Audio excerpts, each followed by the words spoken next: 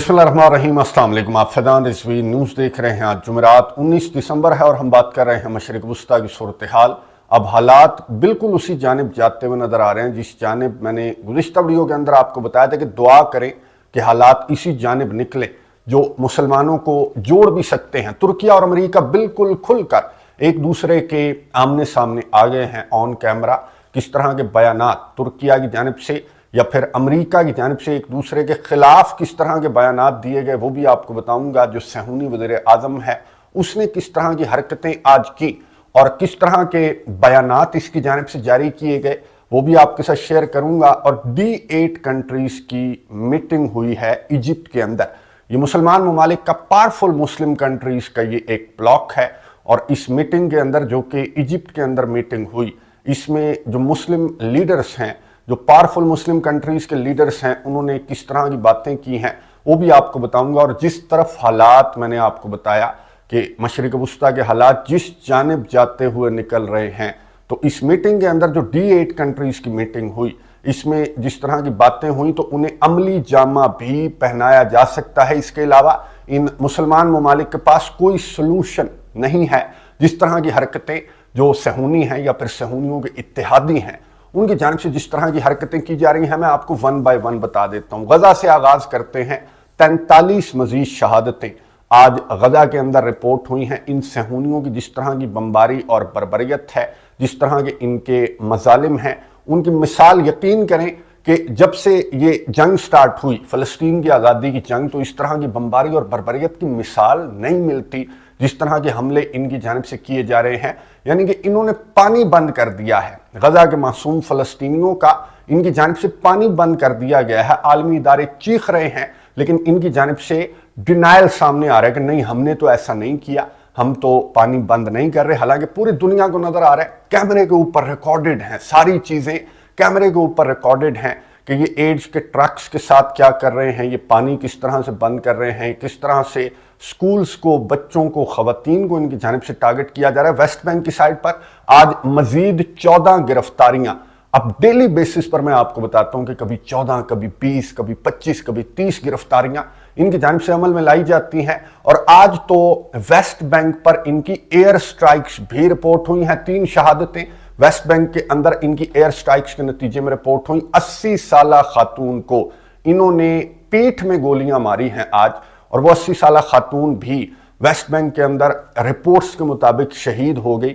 ना सिर्फ West Bank पर बल्कि आज सुर्खियों में आपने जो खबर देखी होगी कि यमन के अंदर इनकी एयर स्ट्राइक्स रिपोर्ट हुई हैं। सना हो या फिर हुदैदा जो पोर्ट सिटी है यमन का, उसको इनकी जानिब से टारगेट किया गया। 9 शहादतें यमन के अंदर इनकी स्ट्राइक्स के नतीजे में 9 शहादतें रिपोर्ट हुई हैं। अब यमन पर ये जो सहूनी एग्रेशन है, इसकी वजह मैंने आपको एक वीडियो के अंदर, गुज़िश्ता एक वीडियो के अंदर बताई थी कि यमन की जानिब से हाइपरसोनिक मिसाइल फायर किया गया था इसराइल पर। पहले पहल तो इनके तर्जमान का बयान सामने आया था कि हमने उड़ा दिया, हमने मार दिया इस हाइपरसोनिक मिसाइल को, इसराइल की फजाओं में आने से पहले हमने इसको उड़ा दिया। लेकिन आज इनका मीडिया ये रिपोर्ट कर रहा है कि इस हाइपरसोनिक मिसाइल ने टारगेट किया था इसराइल को और इसकी इन्हें बड़ी तकलीफ हुई थी, जिसकी रिटेलिएशन में इनकी जानिब से ये जो यमन के अंदर स्ट्राइक्स की गई हैं, तो इन्होंने कहा कि हौसी मिसाइल के हमले के रिटेलिएशन में हमने स्ट्राइक्स की हैं। और फिर जो सहूनी वज़ीर आज़म है, पहले तो सहूनी वज़ीर दिफा का मैसेज सामने आया, सहूनी तर्जमान का मैसेज सामने आया, और फिर सहूनी वज़ीर आज़म ने अब से कुछ मिनट्स कबल जो वीडियो पैगाम जारी किया, ये आपको नजर आ रहा होगा। इसने क्या कहा? इसने कहा कि हमने यमन के अंदर स्ट्राइक्स की हैं और ये रिटेलिएशन थी क्योंकि यमनी हौसी मुजाहिदीन की जानिब से इसराइल के अंदर एक स्कूल को टारगेट किया गया था। यानी कि इनके बयानात में आप तब्दीलियां चेक करें। जब ये स्ट्राइक रिपोर्ट हुई थी तो इन्होंने कहा था कि हमने मार गिराया, फिर इन्होंने कहा कि नहीं, इस हाइपरसोनिक मिसाइल ने इसराइल को टारगेट किया था इसलिए हमने रिटेलिएट किया। फिर सहूनी वज़ीर आज़म ने कहा कि स्कूल को टारगेट किया था और इसलिए हमने यमन को टारगेट किया। और पूरी कम्युनिटी की जानिब से, जो पूरी दुनिया है उसकी जानिब से हमने यमनी हौसी मुजाहिदीन को टारगेट किया है। क्यों? क्योंकि ये रेड सी के अंदर जो बहुत इंपॉर्टेंट इंटरनेशनल शिपिंग रूट है, उसके लिए यमनी हौसी मुजाहिदीन एक बहुत बड़ा थ्रेट है।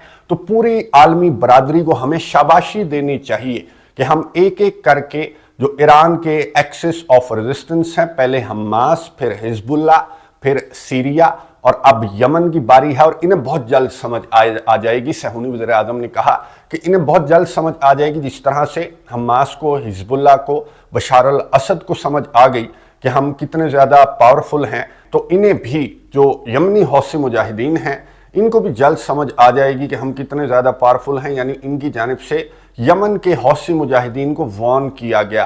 फिर एंटनी ब्लिंकन ने जो हयत तहरीर अल शाम है, इनको एंटनी ब्लिंकन की जानिब से वार्न किया गया। एंटनी ब्लिंकन ने तालिबान की मिसाल दी कि तालिबान की आइसोलेशन को देखो, यानी कि अगर तुमने हमारी डिक्टेशन के अंदर रहकर काम ना किया तो फिर हम ये कर देंगे और वो कर देंगे। इस तरह की जो बात है वो एंटनी ब्लिंकन की जानिब से की गई है। फिर डोनाल्ड ट्रंप का भी मैंने आपको बताया था कि डोनाल्ड ट्रंप ने तो डायरेक्ट तुर्किया को कहा था कि ये अनफ्रेंडली टेक ओवर था, यानी कि तुमने अमेरिका को कॉन्फिडेंस में नहीं लिया, यानी कि इस दुनिया का सबसे बड़ा जो डिक्टेटर है, यानी कि इसकी इजाजत के बगैर इसे पसंद नहीं है कि कोई भी मुल्क कोई भी काम करे, चाहे वो अच्छा है या बुरा है।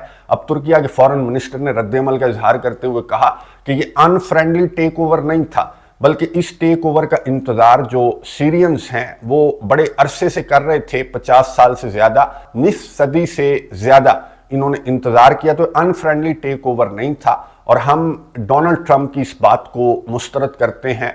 फिर नुमाइंदे की जानिब से सवाल किया गया तुर्किया के फॉरेन मिनिस्टर से कि इस तरह की रिपोर्ट्स हैं, मैंने भी आपको गुज़िश्ता वीडियो के अंदर बताया था कि इस तरह की रिपोर्ट्स हैं कि तुर्किया के बॉर्डर पर जो फौजें हैं वो बिल्कुल तैयार हैं, दस्ते पहुंच चुके हैं और तुर्किया का मूड ये लग रहा है कि तुर्किया HTS के साथ मिलकर जो कुर्द्स हैं उनके खिलाफ कार्रवाई करेगा। कुर्द्स को अमेरिका सपोर्ट करता है, मैं आपको बता चुका हूं, आपको मालूम होगा।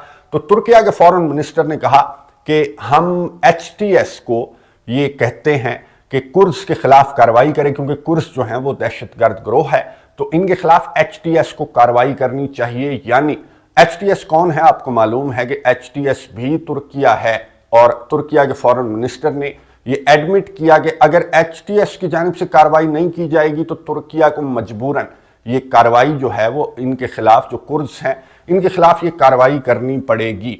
लेकिन अमेरिका को ये कार्रवाई मंजूर नहीं होगी, जिस तरह से डोनाल्ड ट्रंप ने कहा। और डोनाल्ड ट्रंप अपना जो मोहरा है, जो सहूनी वज़ीर आज़म है, उसको इस्तेमाल भी कर रहा है कि ये मैंने आपको बताया था कि माउंट हरमून तक ये पहुंच चुके हैं और इन्होंने वहां से खड़े होकर एक वीडियो पैगाम भी जारी किया।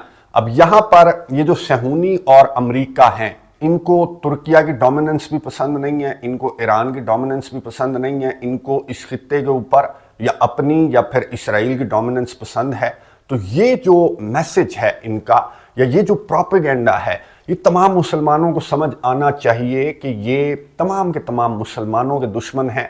इन्हें ना ईरान बर्दाश्त है, ना तुर्किया बर्दाश्त है। सऊदी अरेबिया भी ट्राई करके देख ले, सऊदी अरेबिया को भी बता देंगे कि नहीं नहीं नहीं, बस ये तो लिमिट है, हमारी डोमिनेंस चलेगी पूरी दुनिया के अंदर। क्या मशरिक वस्ता, क्या यूरोप, पूरी दुनिया के अंदर इनकी डोमिनेंस की ही तो जंगें हैं। चाहे साउथ चाइना सी हो, वहां पर इन्हें चाइना की डोमिनेंस पसंद नहीं है, यूरोप के अंदर इन्हें रशिया की डोमिनेंस पसंद नहीं है, मशरिक वस्ता के अंदर ना ईरान ना तुर्किया, इन्हें किसी की डोमिनेंस पसंद नहीं है, क्योंकि पूरी दुनिया के बदमाश ये खुद हैं। तो ये मुसलमानों को समझ आने की जरूरत है। मैंने आपको बताया कि D8 कंट्रीज की मीटिंग हुई। अब D8 कंट्रीज का मैं आपको बता दूं कि ये 1997 में ये जो ग्रुप है ये बनाया गया था। वैसे तो इकोनॉमी के लिए D8 का मतलब है डेवलपिंग 8 मुस्लिम कंट्रीज, जो आबादी के लिहाज से मुसलमानों के बड़े बड़े ममालिक हैं, including Pakistan, Indonesia, Türkiye, Iran, Egypt वगैरह। ये आपको लिस्ट नजर आ रही होगी, बांग्लादेश भी है और यहाँ पर तमाम के तमाम सरबराहान मौजूद हैं। इवन के मसूद पज़ेश्कियान और तैयब एर्दवान भी यहाँ पर मौजूद हैं सीरिया वाली एपिसोड के बाद।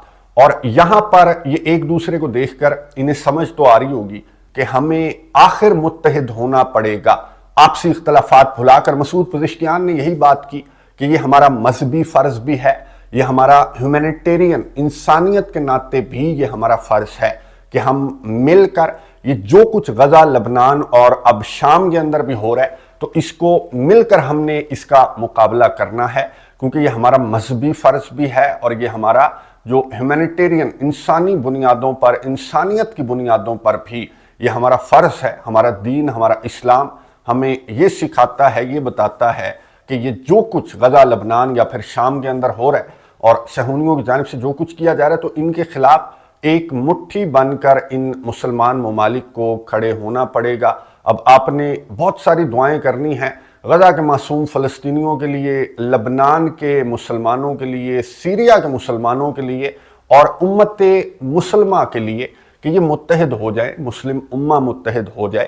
اور یہ جس جانب میں نے آپ کو بتایا کہ حالات جا رہے ہیں، اللہ تعالیٰ کی طرف سے ہے کہ یہ حالات اس جانب جا رہے ہیں، یہ مسلمانوں کو جوڑ بھی سکتے ہیں، کیونکہ ترکیہ اور امریکہ کا میں نے آپ کو بتا دیا کہ یہ کھل کر ایک دوسرے کے خلاف آ کر کھڑے ہو گئے ہیں، اور صہیونی وزیر اعظم جس طرح کی حرکتیں کر رہا ہے تو یہاں پر مسلمانوں کو متحد ہونا ہی پڑے گا۔